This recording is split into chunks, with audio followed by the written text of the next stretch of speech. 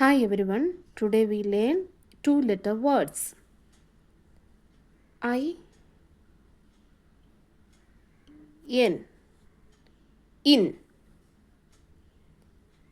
I, yes, is. I, F, if. I, T, it. I, L, ill. I,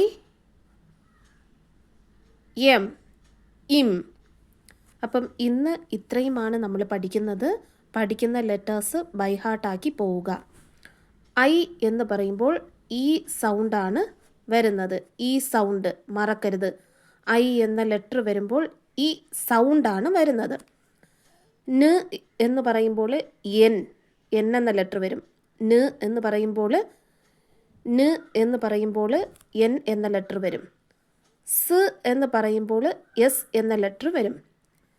ഫ് എന്ന് പറയുമ്പോൾ F എന്ന letter വരും. ട് എന്ന് പറയുമ്പോൾ ടി എന്ന ലെറ്ററാണ് വരുന്നത്. ഇൽ എന്ന് പറയുമ്പോൾ എൽ എന്ന ലെറ്ററാണ് വരുന്നത്. ഇം എന്ന് പറയുമ്പോൾ എം എന്ന ലെറ്ററാണ് വരുന്നത്. മ് എന്നൊക്കെ പറയുമ്പോൾ ഇം.